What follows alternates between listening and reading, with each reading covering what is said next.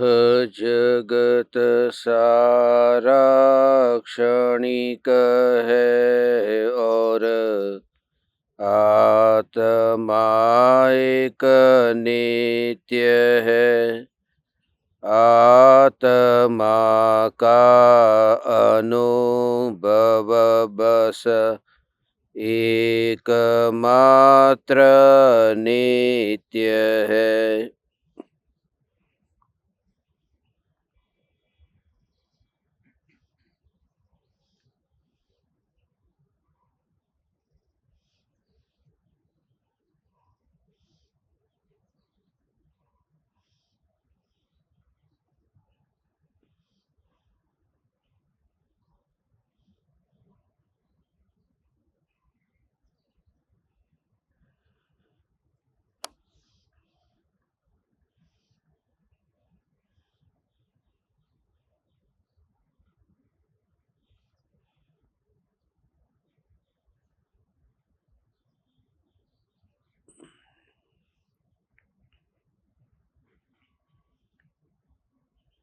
चैतन्य स्वभावी भगवान आत्मा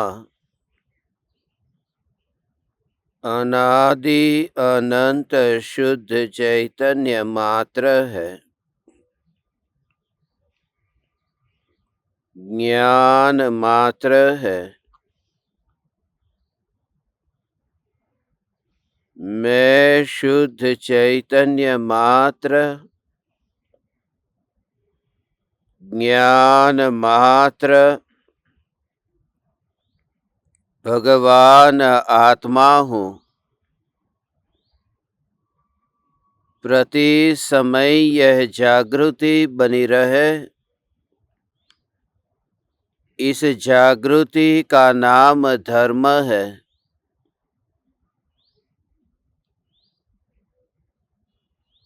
देह की प्रत्येक क्रिया के काल में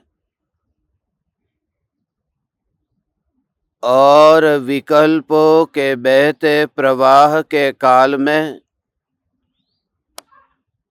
ज्ञानी को प्रति समय यह जागृति रहती है कि मैं चैतन्य तत्व देह की किसी भी क्रिया में और विकल्पों के बहते प्रवाह में कहीं भी मिला नहीं हूँ। ऐसा शुद्ध चैतन्य तत्व मैं हूँ।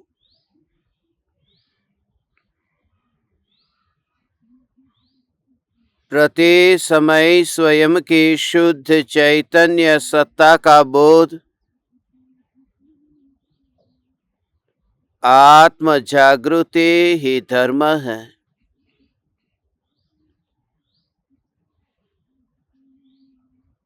चैतन्य तत्व की स्व संवेदन प्रत्यक्ष निर्विकल्प अनुभूति होते ही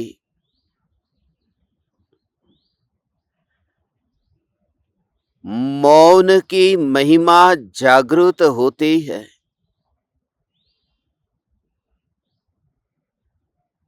अनादि काल से प्रथम बार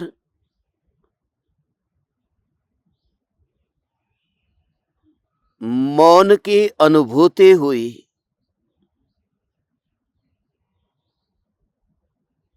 निगोद में एकेंद्रीय अवस्था में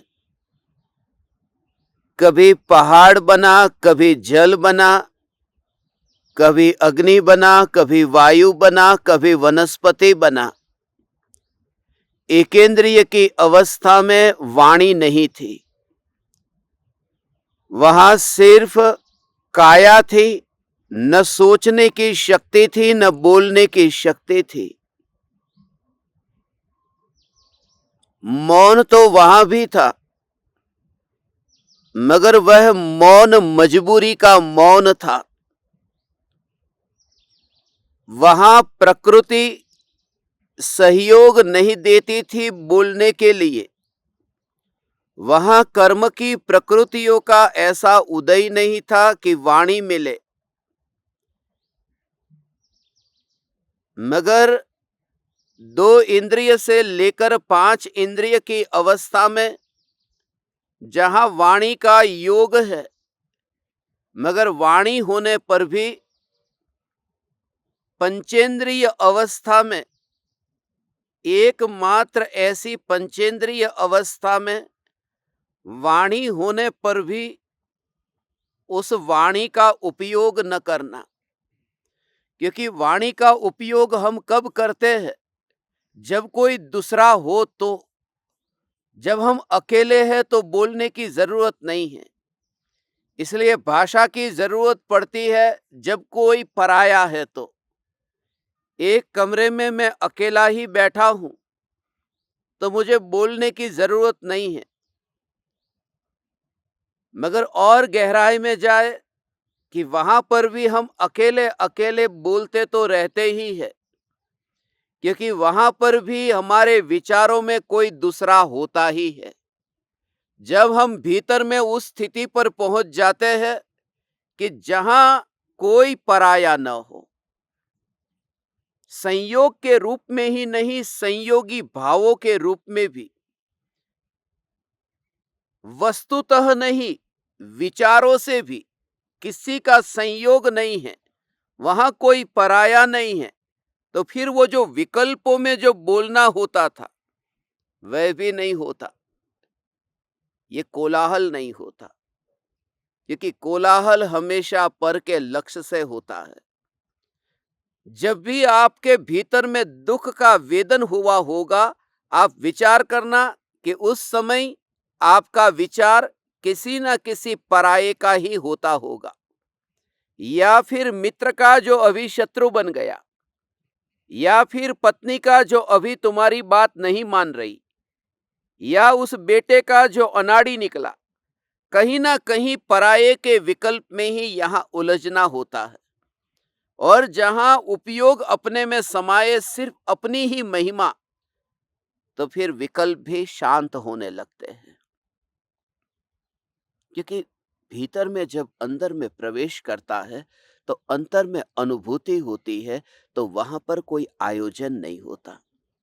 बाहर जाने का आयोजन है, बाहर जाने के लिए कोई पूर्व तैयारी है। जैसे अभी सत्संग हमें रखना है, तो कल से ही मैंने आपको बता दिया कि 2 तारीख को दूसरे महीने की 7:07 पर यह सत्संग होगा। उसका आयोजन है, क्योंकि मुझे पराये के पास जाना है। अपने भीतर में जाने के लिए कोई पूर्व आयोजन नहीं है, क्योंकि वहां पर द्वार सदा खुले हैं। और गहराई में जाए तो यहाँ का आयोजन करके जाने का प्रयास करे तो भी नहीं जाया जा सकता। जैसे कोई आयोजन करे कि आज मैं 9:09 पर आत्मा के ध्यान में लीन होऊंगा, तो 9:09 घड़ी में हुई या नहीं हुई, तो ध्यान घड़ी पर जाएगा और पराये पर ध्यान जाएगा, तो अपने में लीन होगा कैसे? इसलिए जब अपने में लीन होता है तब बाहर का पता नहीं है। यही तो वजह है कि मध्य रात्रि में भी मुनिराज आत्मा के ध्यान में आनंद को भोगते हैं। यही तो कारण है कि अमावस की रात्रि में भी चैतन्य के आनंद की मस्ती में रहते हैं, क्योंकि बाहर का संयोग हमें अंतर में डुबकी लगाने में कहीं पर भी बाधक नहीं बनता। हे चैतन्य परमात्मा, मौन का अभ्यास हो, और इस मौन के अभ्यास से बहुत सी दुविधाओं से बचना होगा। उसी के बारे में ही आज मुनिवर रामसी हमें बोध देते हैं। जिन जिन विषयों में हम व्यर्थ में ही फंसे हैं और व्यर्थ में ही उलझे हैं, उसका मूल कारण क्या है? स्वरूप की अरुचि, स्वरूप के अहोभाव में अभी कमी है। निज स्वरूप का लक्ष्य अभी आया नहीं है। अभी 2 नावों पर सवार होना है। अभी चैतन्य परमात्मा भी चाहिए और संसार भी चाहिए। अभी आत्मा की बात सुनते हैं तो आत्मा ही सुख स्वरूप लगता है, मगर जैसे ही विषयों के भोग में जाते हैं कि वह भोग मधुर लगते हैं। कभी वचनामृत मीठा लगता है और कभी भोगों का जहर भी मीठा लगता है, वह कड़वा नहीं अनुभव में आता। धन्य भागी है वे जीव जिनको लक्ष्य का निर्णय हो चुका है कि एक ही लक्ष्य है, चैतन्य। उस अनुभूति में जहां कोई दूसरा न हो, जहां मैं ही हूं, और मैं हूं इतना भी विकल्प नहीं। वाणी से ऊपर उठना, पराये की ओर जहां दृष्टि जाए तो भी मेरे अंतर में कितनी द्विधा होती है, कितने विकल्प होते हैं। आपने ये अनुभव किया न कि आदिनाथ भगवान की मूर्ति और महावीर भगवान की मूर्ति, मूर्ति मूर्ति में कोई भेद नहीं है। मूर्तिकार को कोई लेना देना नहीं था, यह आदिनाथ भगवान है या महावीर भगवान। मूर्तिकार ने तो मूर्ति बनाई और नीचे निशान लगा दिया कि बैल का निशान लगा दिया और शेर का निशान लगा दिया। उसे कोई लेना देना नहीं है कि कौन पहले तीर्थंकर, कौन अंतिम तीर्थंकर। मूर्तिकार मूर्ति बना देता है और हम जीवन भर जैसे ही मूर्ति के सामने गए, ये आदिनाथ भगवान, ये महावीर भगवान, ये आदिनाथ भगवान पहले तीर्थंकर, ये महावीर भगवान अंतिम तीर्थंकर। आदिनाथ भगवान को स्मरण आते ही वहां पर फिर भरत, बाहुबली, वह फिर विकल्प चलते हैं। फिर यहाँ महावीर भगवान का स्मरण होते ही ये सिद्धार्थ, त्रिशला, वहां का विकल्प चलता है। कभी किसी के बेटे का, कभी किसी के माँ बाप का। भगवान के दर्शन करते समय भी वो चित्त में पड़ा होता है। हम राम को जब पूछते हैं तो राम ही अकेले याद नहीं आते, सीता भी आ जाती है, रावण भी आ जाता है, हनुमान भी आ जाते हैं। मैं आपसे ये कहना चाहता हूं कि पराये का एक विकल्प विकल्प से विकल्प की परंपरा में ले जाता है। वो कड़ियों को जोड़ता ही जाता है। इसलिए एहसास हो कि अब मैं पर से उब चुका हूं, पर से उब चुका हूं, पर वस्तु से नहीं, उनके विकल्पों से उब चुका हूं। अब अपने पर ही पूरा जोर दो। हमारे पास में उतना समय न हो कि दूसरे की ओर दृष्टि करे, और कभी दृष्टि चली भी जाए तो आज मुनिवर राम से ये कहते, कभी भी किसी की निंदा न करे, किसी को नीचा न दिखाए, किसी के प्रति हीनता का भाव न लाए। जहां पर भी आपको एहसास हो कि यहां पर मैं दूसरे को कुछ नीचा देख रहा हूं, तुरंत ही उस जगह से हट जाए, तुरंत ही अपने को रोक ले। क्यों? क्योंकि उसमें आत्मा का अहित है। अहित क्यों है उसका भी कारण आज हम समझेंगे कि दूसरे की निंदा करने में हमें रस क्यों आता है। ये बोलना जो मिला है, ये निंदा करने के लिए मिला है, मगर निंदा सुनते ही हमारे अंदर में एक रस पैदा होता है। वह रस क्यों होता है उसका मनोविज्ञान आज हम समझेंगे। जब हम बोलते हैं तब बोलते समय दूसरे के बारे में यदि नीची बात करनी हो तब अंदर में रस क्यों आता है। जब दूसरे की निंदा हम सुनते हो तब उसमें रस क्यों आता है। जब किसी के दोष को देखना हो तो देखते ही क्यों अच्छा लगता है। एक भिखारी रास्ते पर जा रहा है और केले का छिलका है, छिलके पर उसका पैर ऐसे गिरा कि वह भिखारी भी गिरा, मगर वो देखने में इतना मजा नहीं आता जैसे कोई करोड़पति उसका पैर छिलके पर वहां पड़े और वह फिसल जाए तो रस आता है, देखने में मजा आता है। भिखारी में क्यों मजा ना आया? वहां करोड़पति में वो मर्सिडीज में से निकला था और छिलके के वहां पर मजा क्यों आया? मजा इसलिए आया क्योंकि भीतर में ईर्ष्या थी। मेरे पास में मर्सिडीज नहीं है, उसके पास मर्सिडीज है। इतना बड़ा धनपति होकर के देख गिरा। दूसरे को नीचा देखने में अपने पास में जो नहीं है उससे कैसे भी करके ऊंचा बना लिया, कैसे भी करके दूसरे को। और वो रस जो आता है, वो रस से कैसे कैसे परिणाम पैदा होते हैं उसके बारे में आज हम समझेंगे। चैतन्य तत्व को नजर में रखते हुए आज से एक अपूर्व तुम्हारे जीवन में क्रांति होने की यह संभावना है। आज से किसी की भी निंदा नहीं। सत्य बोलने वाला भी मैं कौन हूं? हम परम कृपालु देव के शिष्य हैं। इसलिए परम कृपालु देव के शिष्य है, क्योंकि परम कृपालु देव किसी की निंदा नहीं करते। निंदा तो दूर, खंडन भी नहीं करने चाहते। दूसरा किस अपेक्षा से झूठा है वह भी करने नहीं चाहते। हम दृष्टांत देते हैं ज्ञानियों के, हम दृष्टांत देते हैं मुनियों के, मगर हम तो तीर्थंकर परमात्मा के समोसरण की तरह यहां बैठे हैं।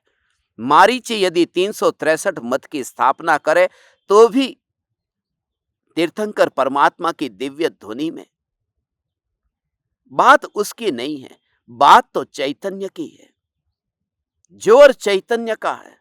तू झूठा, तू झूठा, तू झूठा। तीर्थंकर परमात्मा ये नहीं कहते, तीर्थंकर परमात्मा कहते हैं चैतन्य चैतन्य चैतन्य। ये ओमकार ध्वनि क्या सत्य है ये बताओ।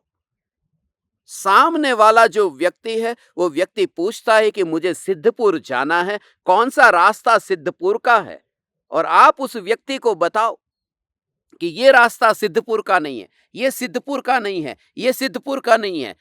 जो मुसाफिर है वो उब जाएगा, सुनते सुनते थक जाएगा। हो सकता है आपको 2 गाली दे करके फिर वहां से चला जाए, क्योंकि उसके पास समय कम है और कम समय में आप उसे झूठा बता रहे हैं कि बात सच्ची है कि वो रास्ता सिद्धपुर का नहीं है, मगर नहीं है नहीं है नहीं है करने में ही इतना समय बीत जाता है कि जो सच्चा रास्ता है वो बता नहीं पाते। और हमारे पास में अब समय नहीं है, हमारे पास में समय नहीं है, जीवन बहुत छोटा है। ये आदिनाथ भगवान की तरह 84 लाख पूर्व वर्ष का जीवन नहीं है, ये सिमंदर भगवान की तरह 1 करोड़ पूर्व वर्ष का जीवन नहीं है, ये महावीर भगवान का भी 72 साल का जीवन था, हमारा तो उतना भी क्या पता। और उतने जीवन में हम व्यर्थ में ये निरूपणा करने जाए, ये झूठा, ये झूठा, ये झूठा। परम कृपालु देव के पास तो और समय था, कम और कम समय था, 33 बरस 5 महीने। इसलिए परम कृपालु देव सब जानते थे।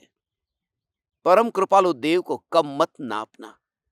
उनके पास केवल ज्ञान नहीं था, मगर वे सब जानते थे।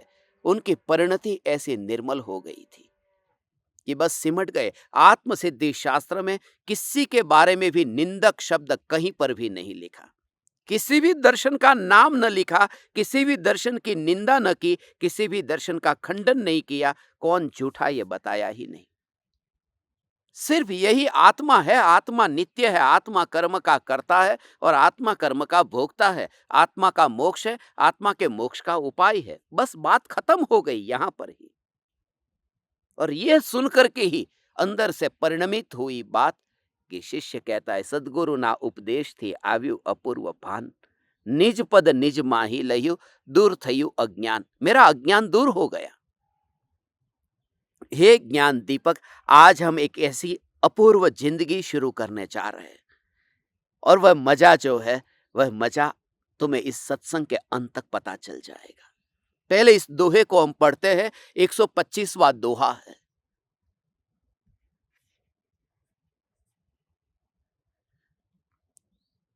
छह दन सण गंथि बहुल अवरूपरु गज्जन्ति, जम कारणु तम एको पर विवरेरा जानती। षट दर्शन के ग्रंथ एक दूसरे पर बहुत गरजते हैं। उन सब से परे मोक्ष का जो एक कारण है, उसे तो कोई विरले ही जानते हैं। ये मुनिवर रामसी जैसी भाषा मैंने तो अन्य किसी भी ग्रंथ में नहीं पढ़ी। ये ग्रंथ यदि हम न लेते तो बहुत कुछ चूक जाते।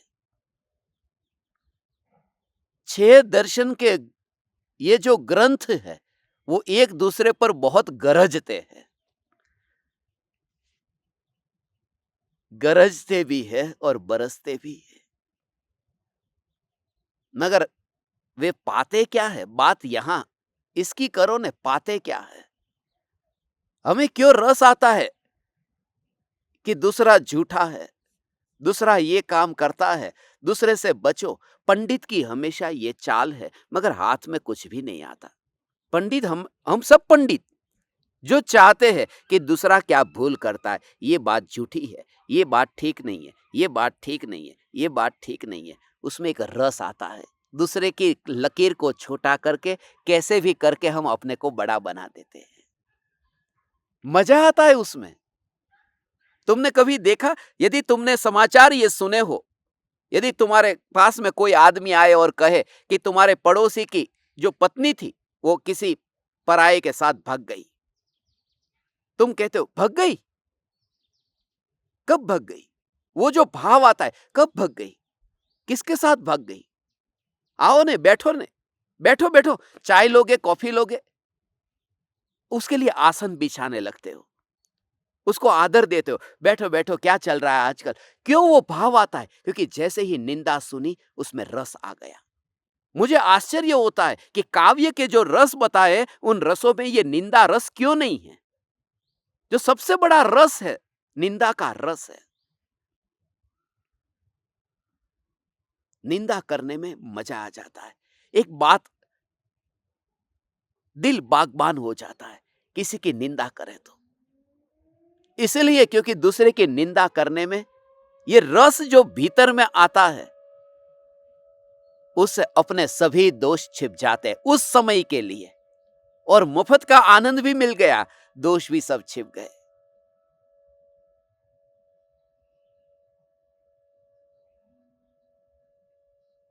कोई यदि कहे कि यह आदमी चोर है, अच्छा वो चोर है ने। कोई व्यक्ति कह दे कि वो तो बिल्कुल पागल है, हाँ वो तो मुझे पता है वो पागल है, वो तो चोर था, पहले से ही पता था, वो दिखता ही ऐसा था, वो लगता ही था कि वो चोर होगा, क्योंकि इतना सारा धन संपत्ति वैभव इकट्ठा करके रखा है, चोर होगा, पक्का चोर होगा। मगर कोई व्यक्ति यदि कह दे कि वह तो महान ज्ञानी है, तुम सीधे ही पूछते हो क्या प्रमाण है वो महान ज्ञानी है? जब चोर की बात निकली तो प्रमाण नहीं पूछा, वो ज्ञानी की बात निकली तो प्रमाण पूछा, क्योंकि रस आता है, रस आता है। जहां पर भी अहंकार को झटका लगता है, वहां पर तर्क अंदर में चलता है कि मैं कैसे भी करके दूसरे को नीचा देखूं। ये विचार ही नहीं आता। निंदा, जब तुम्हें कोई कहे कि देख वो आदमी कैसी बांसुरी बजा रहा है, और तुम कहते हो उसमें क्या रखा है, खाली थोड़ी हवा अंदर डालना है, बस मुंह से हवा निकालता है, अंदर डालता है, थोड़ी उंगलियां घुमाता है, उसमें क्या रखा है? एक रस ले लिया, दूसरे की निंदा करके एक रस आ गया। हमारे जीवन में जितने भी उस प्रकार के भाव है, आज उन भावों को साफ कर देंगे, आज उन भावों से मुक्त होंगे। कभी मेरे मुख से किसी की निंदा ना निकले। और सोता हुआ व्यक्ति निंदा कर सकता है, जागता हुआ निंदा क्यों करे? मैं आपसे कहूं कि दुखी व्यक्ति निंदा नहीं कर सकता। आनंद में जो रहता है उसके पास समय नहीं है निंदा का। ये तो दुख में रहता है, वो व्यक्ति निंदा करके अपने दुख को दूर करना चाहता है। और जो आनंद में रहता है वो दुख को दूर करे क्या? उसके पास में माल है। ज्ञानियों के पास में माल है, इसलिए ज्ञानी को किसी की निंदा नहीं करनी पड़ती। चैतन्य चैतन्य चैतन्य चैतन्य चैतन्य चैतन्य, ये माल है। अज्ञानी के पास में उसके अलावा सब कुछ है, जहां से संतोष नहीं मिलता, इसलिए निंदा करनी पड़ती है। हिंदू लोग हैं, वो गाय की पूजा करते हैं। ऐसे मूढ़ों का क्या कहना, ऐसे मूर्खों का क्या कहना। गाय में पंचेंद्रिय की पूजा करते, पशु से तो ऊंचा मनुष्य का भव है, मगर गाय में तो 33 करोड़ देवता का वास है। अरे देवता से भी ऊंचा मनुष्य का भव है, जानवर से भी ऊंचा मनुष्य है, देवता से भी ऊंचा मनुष्य है। अरे पंचेंद्रिय की पूजा कर रहे हैं ना, मगर कुछ लोग तो एकेंद्रिय की पूजा करते, पेड़ पौधे की पूजा करते हैं। ये वनस्पति के ऊपर धागे नहीं बांधते हैं, पेड़ के ऊपर, पीपल के पेड़ के ऊपर धागे बांधते ना, वट वृक्ष को भी देखते तो उसको भी पूजते हैं। कोई पानी की पूजा करता है, गंगा पानी बह रही है, जल काई की एकेंद्रिय की पूजा करते हैं। कोई अग्नि की पूजा करता है, शादी के मंडप में अग्नि की साक्षी रख करके अग्नि की पूजा करते हैं, अग्नि देवता। न जाने जाने किन किन की पूजा करते हैं। और कोई पत्थर की पूजा करता है, मूर्ति पत्थर पत्थर की पूजा करता है। कोई पृथ्वी काई की, कोई जल काई, कोई अग्नि काई, कोई वायु काई, कोई अग्नि काई, वायु काई, वनस्पति काई। किन किन की पूजा हम करते रहते हैं। मगर ये जब हम कहते हैं तब एक रस आता है कि मैं ऐसा नहीं करता हूं, तो दूसरे की निंदा करके एक रस ले लिया। दूसरे के परिणाम दूसरे के पास में मुझे क्या लेना देना है। मुनिवर राम से ये कहते हैं, 6 दर्शन के ग्रंथ एक दूसरे की इतनी निंदा करते हैं कि वो दर्शन झूठा है, वो कहता है ये झूठा है, वह कहता है ये झूठा है, और ये दुनिया ही ऐसे ही झूठे से भरी हुई है। और जो मोक्ष का कारण ऐसा जो चैतन्य परमात्मा है, उसे तो कोई विरला समझता है, और जो समझता है वह चुप रहता है। हे ज्ञान दीपक, हमारी इस मनुष्य जीवन की यात्रा सफल हो गई। हम बच गए, हमें किसी की निंदा नहीं करना, बस। पहले कभी कभी मैं इतना भी बोल देता था ना कि ये महाराज साहब, ये दिगंबर मुनि, ये कपड़े छोड़ करके ये कहाँ नरक में जाएंगे। ये 7.5 करोड़ मुनि नरक में जाएंगे। जाएंगे किसने कहा? आचार्य कुंदकुन देव कहते हैं, अष्टपाहुड़ में कहते हैं कि अरे वे तो लूले और लंगड़े होंगे जिनका चारित्र इतना शिथिल है, जो दूसरे को आशीर्वाद देते हैं। ते होंती लल्लू मुआ। मगर आचार्य कुंदकुन ने कहा है, उन्होंने कहा, उन्होंने कहा, उन्होंने कहा, वो यदि किसी दूसरे के बारे में कहे, उन्होंने कहा, मेरी क्या योग्यता, मेरी क्या पात्रता, मैंने कहां समझा। पहले मैं आचार्य कुंदकुन देव तो हो जाऊं, पहले मैं उनके जैसी परिणति तो पालू। जब परिणति में इतनी निर्मलता आती है, और तब जब आप सत्य बताते हैं तो वो अहंकार से नहीं बताते। मगर परिणति की निर्मलता के बिना जब सत्य बताने जाते हैं तो उसमें अहंकार का कीड़ा छुपा होता है, जो बहुत ही बदबू वाला है, जो बहुत ही खतरनाक है। इसलिए पहले हम अपनी खोज करें, पहले हम अपने को ही टटोले कि मेरे में कहां दोष है और मैं कहां अटक रहा हूं। जीवन अल्प है, और इस वजह से निंदा में रस हमें बहुत आता है, दूसरे को नीचा बताने में रस आता है। एक गांव में ऐसा ही हुआ था, एक मूर्ख था, मूर्ख नहीं महामूर्ख, और लोग उसको इतना अनादर करते थे, किसी को उसकी पड़ी नहीं। लोग कहते ये बिल्कुल पागल है, न बोलने का, न चलने का, न खाने पीने का कोई विवेक नहीं, बिल्कुल मूर्ख है। उसे अंदर से ये हीनता बहुत सताती थी। उसे लगता था क्या मैं महामूर्ख रह करके ही मरूंगा। उसने उस गांव में कोई फकीर आया, फकीर को पूछा कि क्या मैं मूर्ख रह करके ही मरूंगा या फिर कोई उपाय है। फकीर ने उपाय दिखा दिया। फकीर ने कहा कि तुम निंदा करना शुरू कर दो। और उस आदमी ने निंदा करना शुरू कर दिया, मगर उसे आता नहीं था कैसे करूं निंदा। फकीर ने कहा सीधी सी बात है, जब कोई व्यक्ति कहे कि देखो सुबह सुबह ये मेरी आंखों के सामने कैसा सूरज निकला है, सूर्य का उदय हुआ, ऐसा कोई गुणगान गाए, तुरंत ही कहो अरे उस सूरज में क्या रखा है, वो तो आग का गोला है, अग्नि में क्या रखा है, वो तो जलाने वाला है। तुरंत ही निंदा करो। यदि कोई कहे कि जीसस के वचन तो बहुत प्रिय वचन है, कितनी मधुर बातें लिखी है, तुरंत उसको कहो उसमें कौन सी बड़ी बात है, सदियों सदियों से इतने लोग कह गए हैं, उसमें कुछ नया नहीं है, कुछ दम नहीं है। निंदा शुरू करो, और थोड़े दिन के अभ्यास के बाद में उस व्यक्ति ने निंदा करने में इतना प्रवीण हो गया कि फकीर को पता चला कि उसके तो शिष्य बन गए, इतने शिष्य इकट्ठे हो गए। वो मूर्ख अब मूर्ख नहीं रहा, महापंडित हो गया था। निंदा करने से पंडित हो जाते हैं, निंदा करने से परमात्मा नहीं होते। हम परमात्मा होना चाहते हैं तो हम किसी की निंदा न करेंगे। हमारे जिन जिन के जीव, जिन जिन के जो परिणाम, उनके परिणाम वो मेरे परिणाम नहीं है। हमेशा सकारात्मक दृष्टिकोण से विचार करें। वर्धा में गांधी जी का आश्रम था और वहां पर एक आदमी आश्रम में शराब पी रहा था। अब गांधी जी को यह पता चला, कैसे बर्दाश्त करें कि शराब, और वो भी आश्रम में, पकड़ा गया। मगर गांधी जी ने उसको पहले सजा नहीं दी, दंड नहीं दिया। लोगों ने कहा कि ये आश्रम में रह करके खादी के कपड़े पहनता है, खादी के कपड़े, और शराब पहनता है। गांधी जी क्या बोले मालूम है? गांधी जी ने कहा कि वो खादी के कपड़े पहनने वाला शराब पीता है, ऐसा मत देखो। मैं तो ये देखता हूं कि एक शराबी ने भी खादी के कपड़े को चुना है। मेरी खादी तो शराबी को भी प्यारी लग गई। विचार ही बदल गया।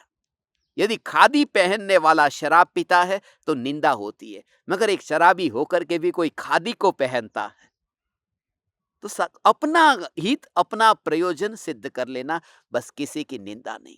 और जहां पर ऐसी निंदा होती हो, जहां पर ऐसी चुगली होती हो, जहां पर ऐसी चर्चा होती हो, वहां से हट जाना, वहां से हट ही जाना, वहां बैठना मत। ऐसे लोगों की संगति छोड़ देना, क्योंकि संगति करते करते हमारे अंदर न जाने कब वह कीचड़ आ जाएगा।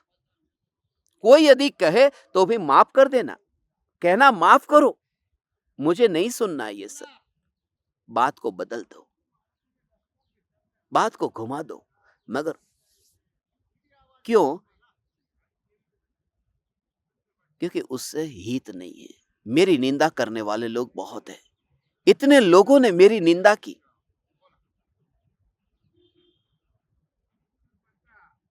मगर लोगों की निंदा करने के कारण मेरा कुछ बिगड़ने वाला नहीं है। उनसे मेरा कुछ सुधरता भी नहीं है। उनकी निंदा करने से न कुछ सुधरता है, न कुछ बिगड़ता है।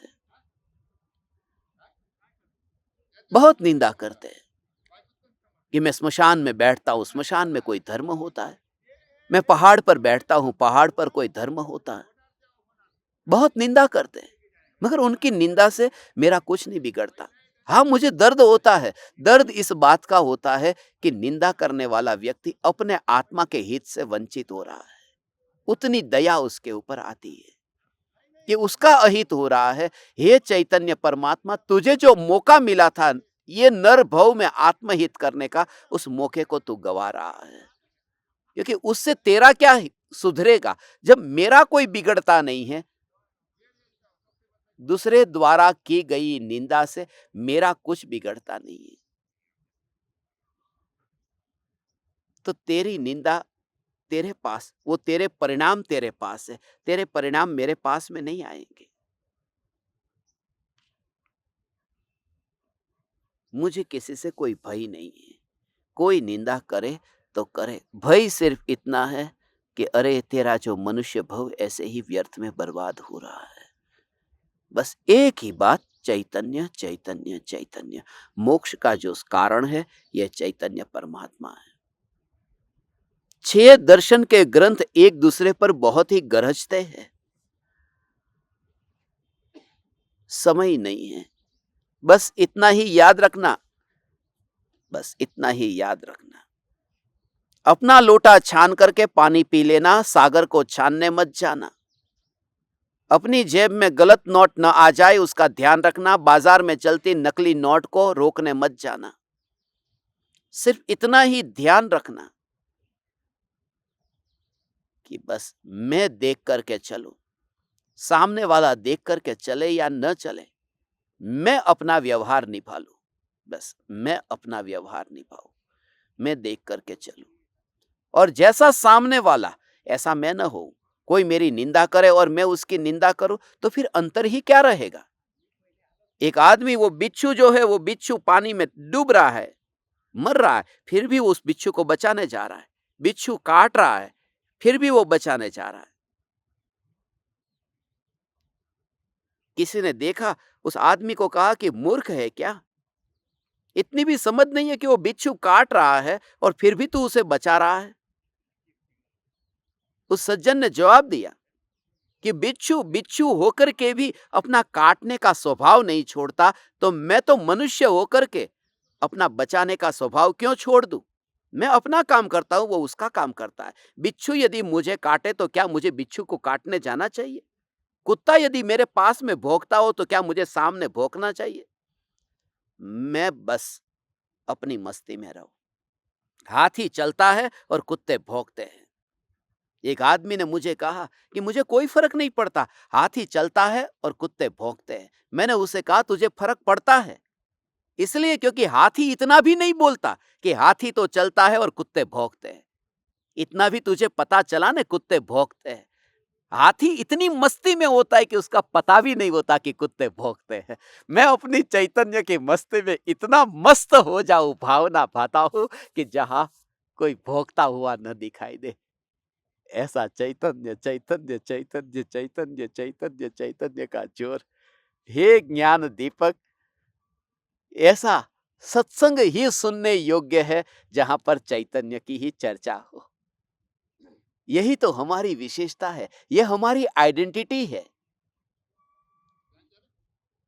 और मुझे अत्यंत आनंद है कि मरते समय हम उस स्थिति तक पहुंच जाए कि जहां हमारे भीतर में किसी के प्रति भी कोई विरोध न रहे, कोई विरोध न रहे। मैं मस्जिद में जाता हूं, मैं चर्च में जाता हूं, लोग निंदा करते हैं, ये विचार नहीं करते कि चर्च में भी चैतन्य की पुकार तो हो गई न।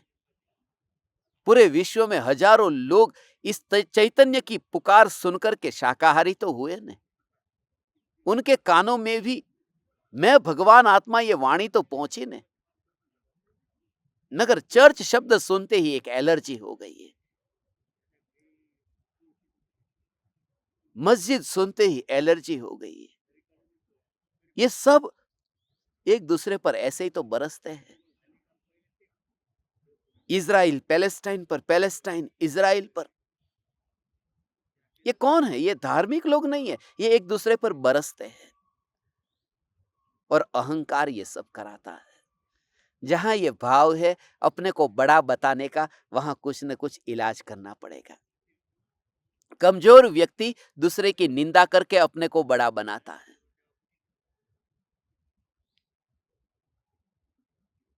और समझदार व्यक्ति अपने में कुछ सृजन करके अपने को महान बनाता है, अपने में कुछ तैयार करता है।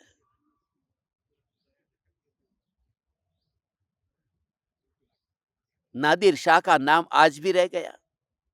वो अपने को इस पृथ्वी पर इतिहास में अपना नाम रखना चाहता था। उसके राज्य में जो नृत्यांगना नृत्य करने आती थी, रात के समय उन वेश्याओं को छोड़ने के लिए उनके घर तक जाना हो तो नादिर शाह, अंधेरा हो गया था, वो जाने को डर रही थी। नादिर शाह ने कहा उसमें क्या, जितने गांव उस रास्ते पर आते उन गांवों को जला दो, रोशनी हो जाएगी और वेश्या अपने घर पहुंच जाएगी। और जला दिए गए गांव, कितने लोग मर गए गांव में। एक दिया जला करके भी अपने घर जाया जा सकता था, गांवों को जलाने की जरूरत नहीं थी।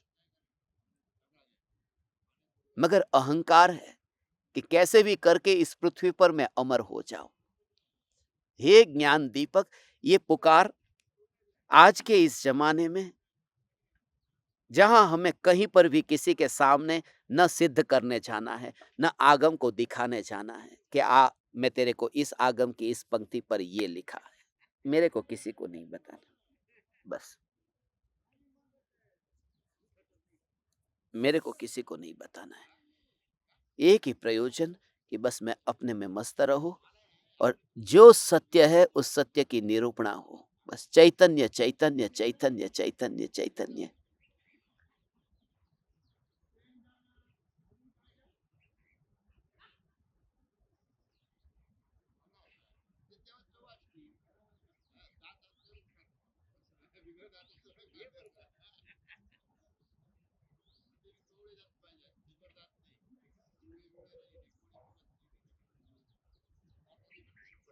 देखो,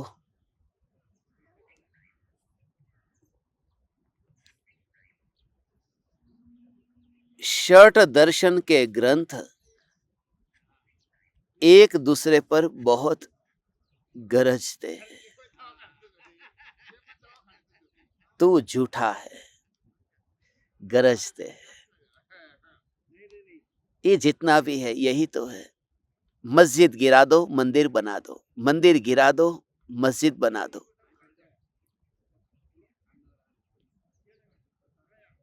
इस पृथ्वी पर यही चलता रहा है और ऐसे एक नहीं, करोड़ों करोड़ों लोग अपने मनुष्य भव को बर्बाद करके गए हैं।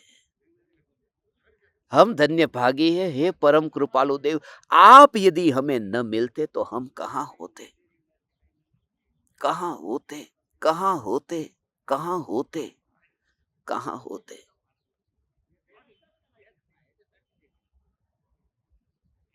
परम कृपालु देव न मिलते तो हम कहां होते।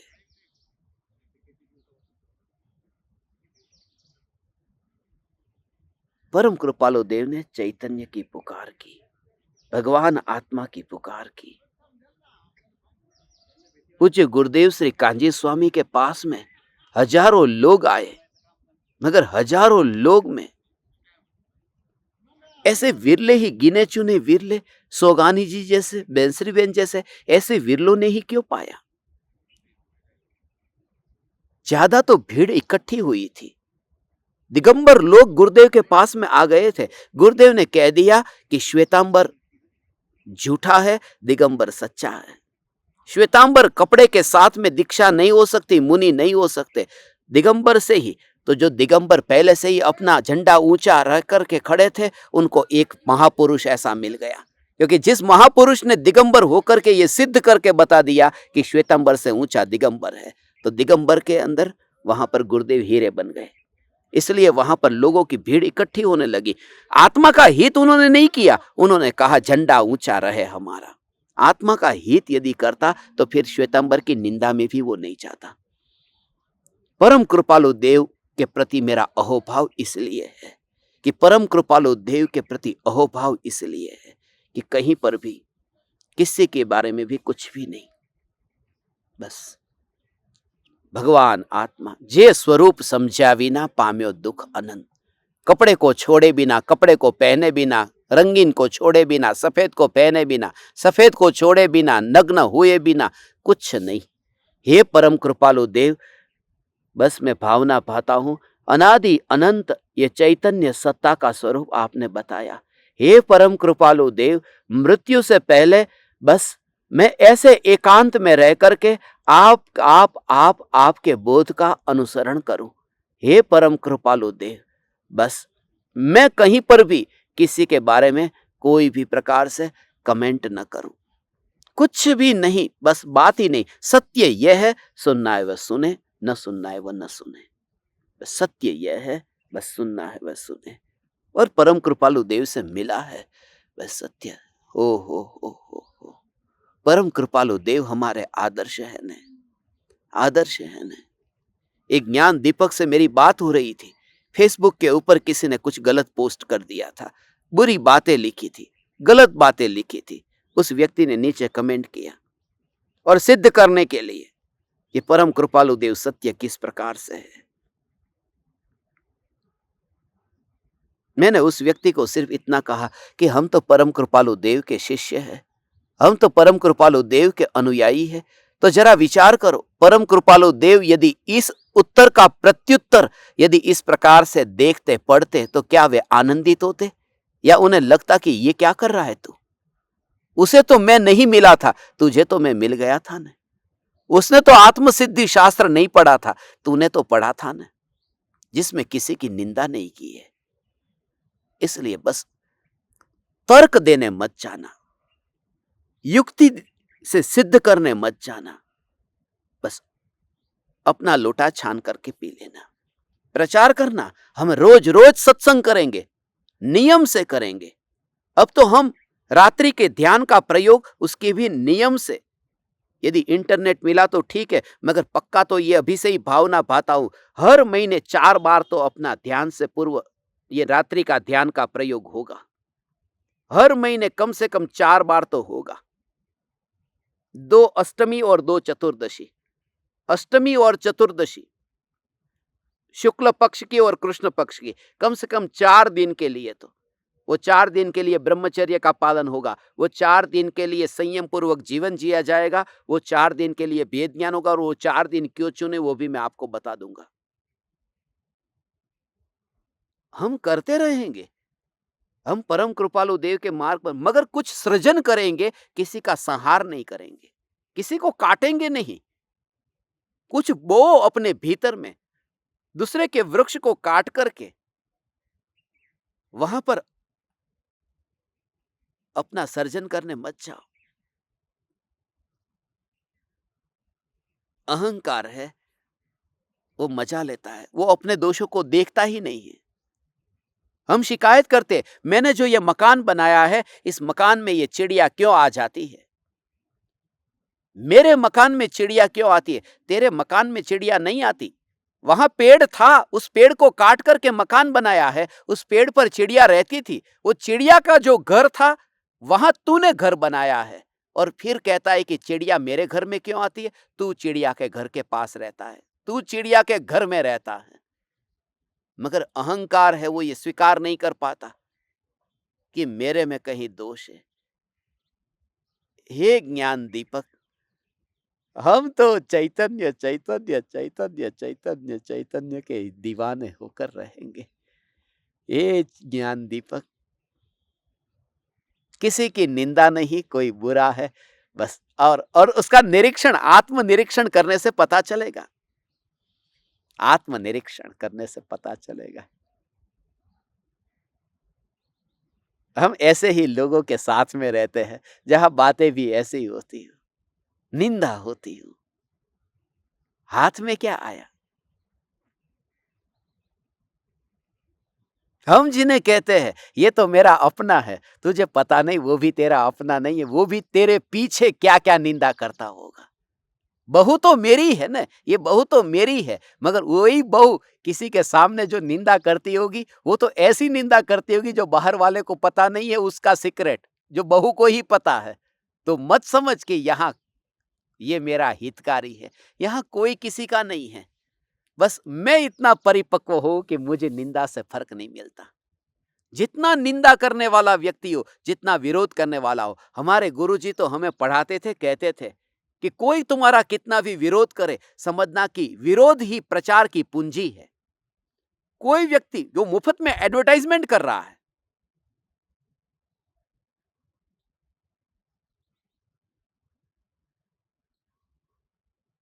कल ही ज्ञान दीपक की लिस्ट में मैं सब चेक कर रहा था, नए ज्ञान दीपकों का जो ग्रुप तैयार हुआ है,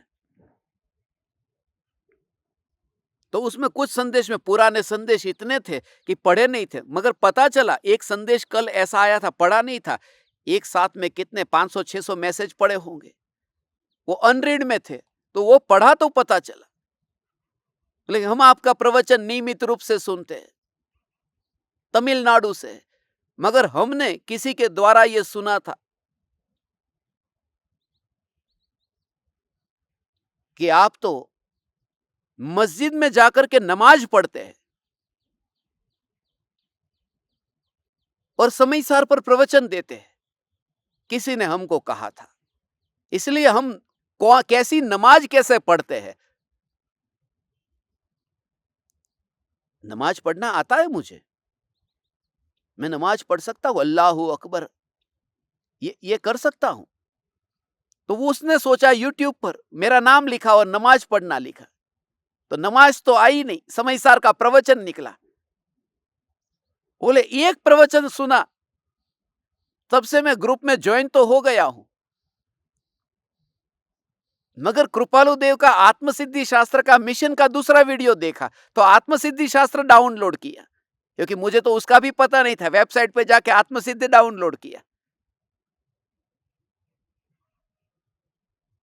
अब जिस व्यक्ति ने मेरी निंदा की है, उस निंदा को सुन करके इसके हाथ में आत्मसिद्धि आ गया, यूट्यूब का चैनल आ गया, तो उसने मेरी निंदा नहीं की, उसने तो चैतन्य का प्रचार करने में सहयोग दिया, कैसे भी करके, और उस व्यक्ति तक मैं पहुंच ही नहीं सकता था।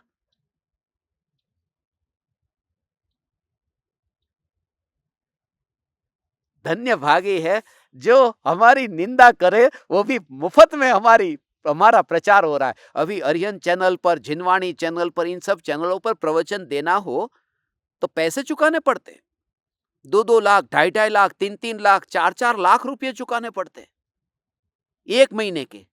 एक महीने का 4 लाख रुपया। और निंदक वो मुफ्त में ही प्रचार कर देते, 1 रुपया भी नहीं चुकाना पड़ता, और हमारे कर्म भी खाली होते।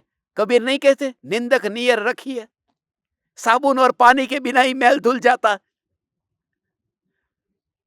हम दूसरे की निंदा करें नहीं, और दूसरा करे तो उनके ऊपर करुणा करे कि हे चैतन्य परमात्मा, हे चैतन्य परमात्मा, मुझे तेरे साबुन और पानी की जरूरत नहीं है। हमने तो पुरुषार्थ के साबुन पानी से परिणति को निर्मल कर दिया है।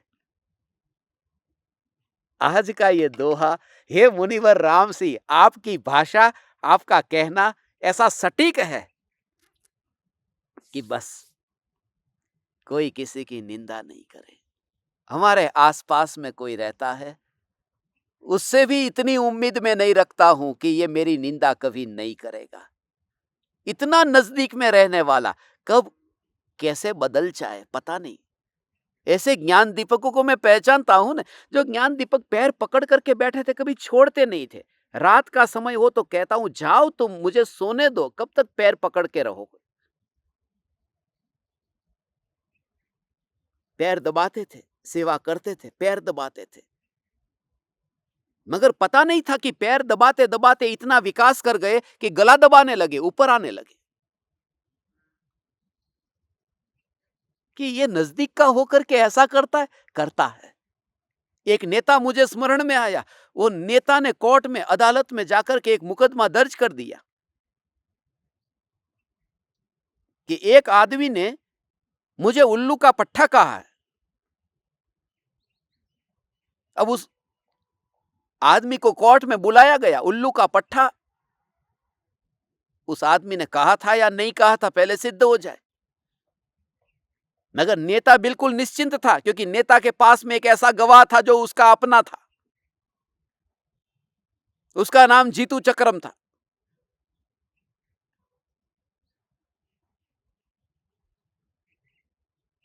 जज साहब ने पूछा कि बोलो नेताजी, क्या तकलीफ है? बोले, इस आदमी ने मुझे उल्लू का पट्टा कहा है। कहने वाले ने कहा, देखो जज साहब, जब मैंने उल्लू का पट्टा कहा था यह सच है, मगर वहां पर 50-60 लोग खड़े थे। जहां पार्टी चल रही थी वहां 50-60 लोग थे। यह कैसे सिद्ध हो सकता है कि मैंने ये नेताजी को उल्लू का पट्टा कहा था? इसलिए यह बात ठीक नहीं है। नेताजी ने कहा कि नहीं, मुझे ही कहा था तुमने, और मेरे पास में गवाह है। तो उसका ही जो गवाह था, मित्र था, जीतू चक्रम, उसको कहा कि बता तू जज साहब को। जीतू चक्रम ने कहा कि हाँ जज साहब, यद्यपि वहां पर 50-60 लोग थे जब इसने उल्लू का पट्टा कहा, मगर नेताजी, उन सब में उल्लू का पट्टा जो, वो आप ही थे और कोई नहीं था। जिसको तुम गवाह रखते हो वह भी वही काम करते हैं जो दूसरे करते हैं। इसलिए उम्मीद इतनी भी नहीं है कि जो मेरा परम शिष्य है वो कभी मेरा गुरु बनकर के बैठ जाएगा, जो मेरा परम मित्र है वो कभी शत्रु बनकर बैठ जाएगा। आश्चर्य नहीं होता एक ही कि जगत का स्वरूप क्षणिक है। यह जगत सारा क्षणिक है, क्षणिक है, क्षणिक है। आत्मा एक नित्य है, आत्मा एक नित्य है। ऐसा चैतन्य का जोर भगवान आए तो मुनिवर राम सिंह का आज का ये दोहा समझ में आ जाए। किसी के पास में प्रमाण मांगने मत जाना, उसे अनुभव हुआ या नहीं हुआ, उसे प्राप्ति हुई या नहीं हुई, कोई प्रमाण मांगने मत जाना। प्रमाण का विचार मत करना, परिणाम का विचार करना कि परिणाम क्या है।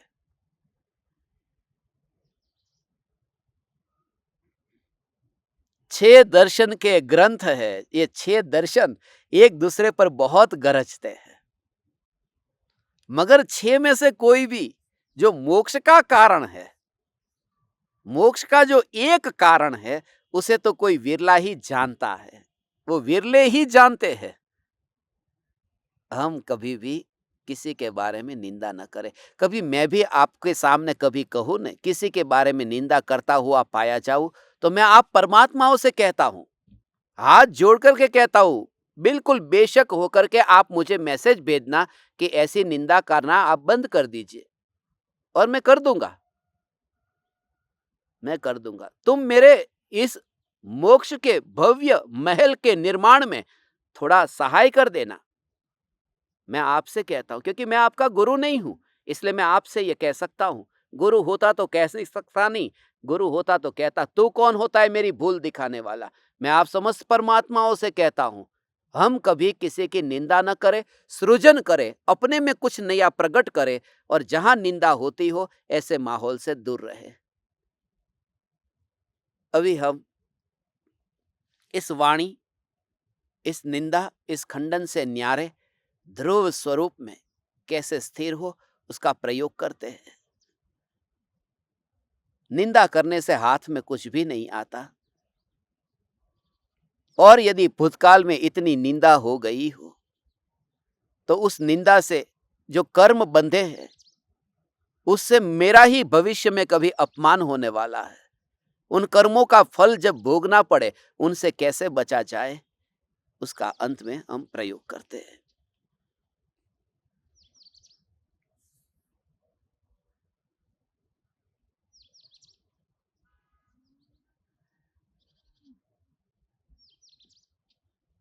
इस प्रयोग में जो सुनते हैं, आप पूरे दिन भर इसी प्रकार से सावधानी और जागृति का प्रयोग करना। आज शाम को 7:42 पर चैतन्य चैट के लिए मिलेंगे, 7:42 को शाम को। तो उसमें पूरे दिन भर की चिंतन के बाद में यदि आपके अंतर में कोई शंका होती है, तो आप 7:42 को चैतन्य चैट में पूछ सकते हैं।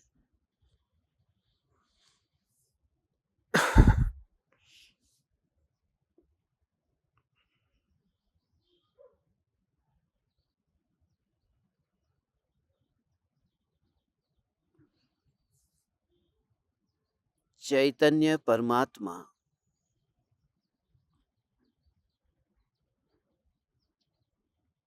अनंत गुणाधिपति है, अनंत गुणों से भरपूर है, फिर भी मेरी दृष्टि अनंत गुणों पर नहीं जाती और अनंत दोषों पर जाती है।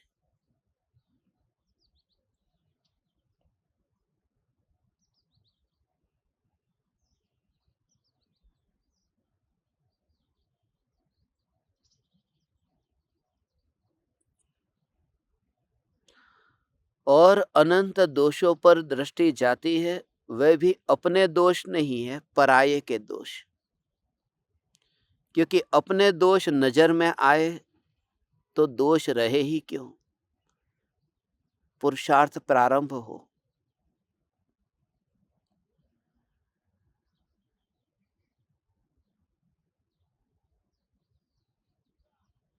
मैं सदा ही निर्दोष हूं।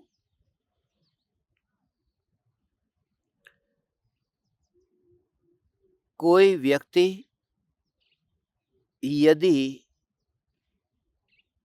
ज्ञान की निंदा करता है तो मेरी निंदा हुई। किसी ने कहा तो मूर्ख है, तो तुरंत ही ऐसा विचार, क्या ज्ञान की जो चैतन्य सत्ता, ये घनपिंड है, ये मूर्ख होती है? बस वो देखते रहना, वो देखते रहना, ऐसा अपने स्वरूप की ऐसे ऐसे देखते रहना। जैसे हीरे को पकड़ करके हीरे को पकड़ करके ऐसे देखना, उसकी चमक को देखना। तो हीरे की चमक को देख और कान से ये सुनाई दे कि लोग ऐसे मूर्ख होते हैं कि पत्थर के टुकड़े अपने हाथों में पकड़ करके रखते हैं। ये कान से सुनाई दिया। मगर तुझे फर्क क्यों नहीं पड़ा? क्योंकि हीरे की चमक दिखाई दे रही है, प्रमाण है, अनुभव है। तो ज्ञान की सत्ता को दृष्टि में रख, तो फिर कोई भी व्यक्ति कुछ भी निंदा करे, बस उसे प्रधानता नहीं देना। So what, so what.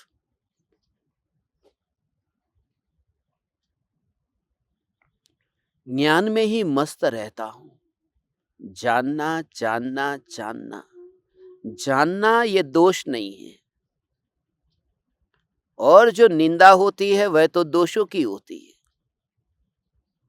और जिन दोषों की निंदा होती है वह दोष में हूं ही नहीं। मैं तो ज्ञान स्वरूप हूं, और ज्ञान की निंदा नहीं होती, दोषों की निंदा होती है। जिनकी निंदा होती है वह मैं हूं नहीं, और जो मैं हूं उसकी निंदा होती नहीं है। ऐसा मैं चैतन्य तत्व हूं।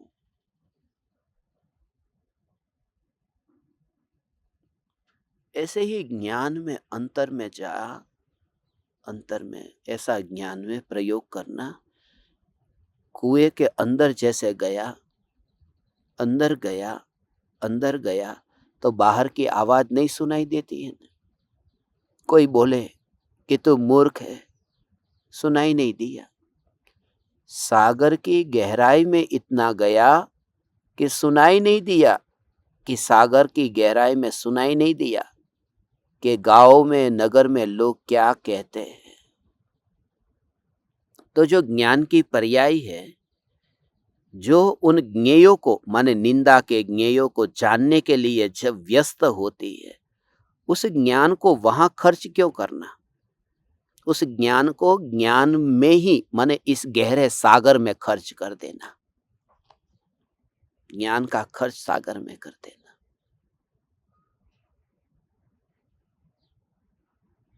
ओ हो, ऐसा उसका उपयोग।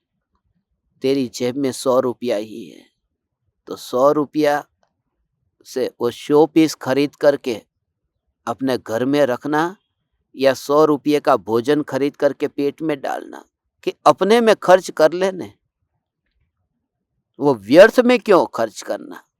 तो विवेक जैसे उपयोग किया, ऐसे ही ये ज्ञान की पर्याय का खर्च मैं वो निंदा को जानने के लिए करूं, या ज्ञान की पर्याय का खर्च मैं न्यायक को जानने के लिए करूं?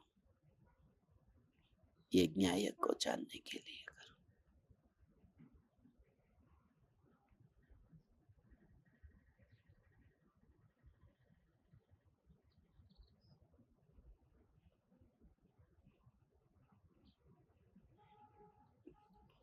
मैं न्यायक देव हूं। जीवन मेरा ऐसा है जिस जीवन में दोष नहीं है। जीवन माने जानना जानना जानना जानना जानना।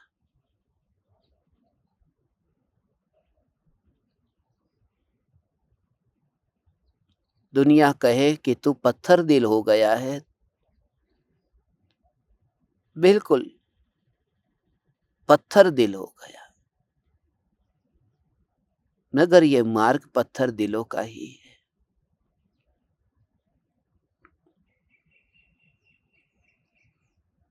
दुनिया के प्रति करुणा के बादल बरसते हैं, मगर दुनिया जब अंगारा बरसाए तो ये इतना पत्थर दिल हो गया है कि कुछ नहीं होता। ज्ञान की मूर्ति हूं मैं, चैतन्य चैतन्य चैतन्य। चैतन्य का चित्र नहीं हूं मैं, चैतन्य की मूर्ति हूं। चित्र के ऊपर धूल हो, और मूर्ति के ऊपर भी धूल हो। बरसात चित्र पर गिरे तो चित्र बैर बिखेर हो जाता है, और बरसात मूर्ति के ऊपर गिरे तो मूर्ति बैर बिखेर नहीं होती, सिर्फ धूल धूल धूल धुल जाती है। कोई कितनी भी बरसात करे, मैं चित्र की तरह न रहूं, मैं मूर्ति की तरह जीवन जीऊं। इसलिए मैं चैतन्य मूर्ति, यद्यपि मैं तो शुद्ध मात्र चैतन्य मूर्ति हूं, चैतन्य मूर्ति।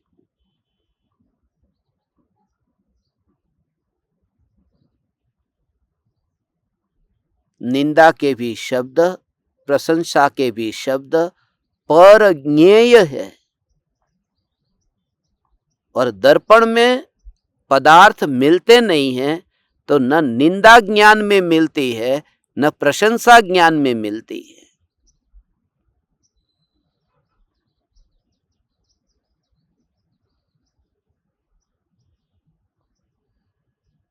तब फिर वह निंदा और प्रशंसा, स्तुति और निंदा, उससे मुझे क्या?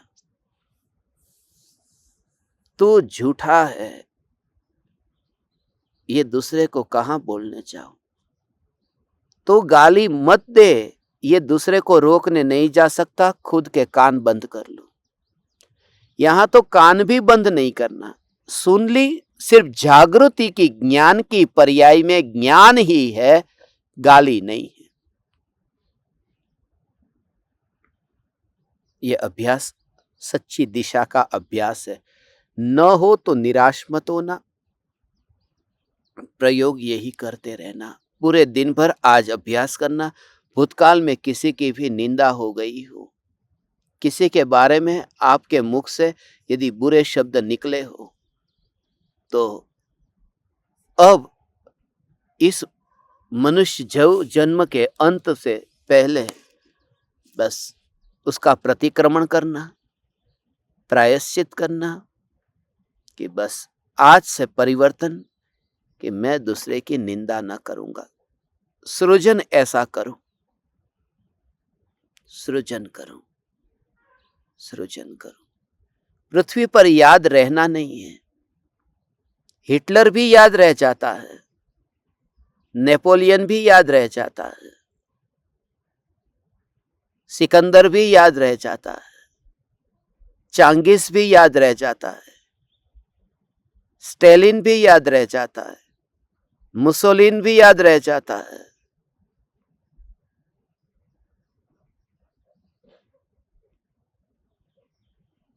मगर वे पाते क्या है? कुछ नहीं। आंख बंद होने से पहले दृष्टि खुल जाए,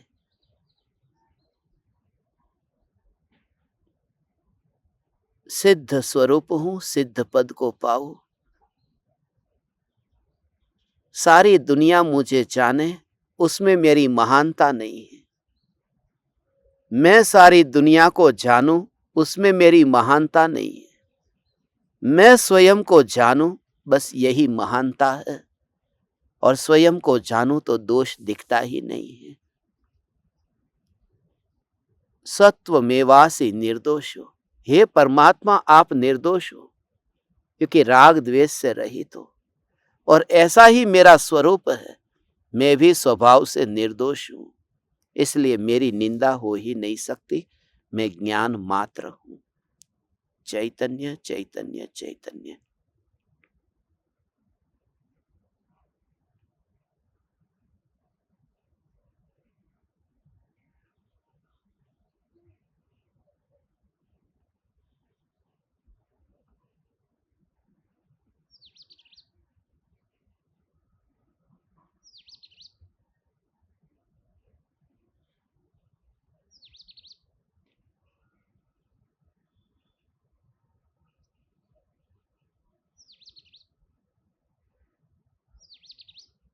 अहो अहो श्री सद्गुरु करुणा सिंधु अपार,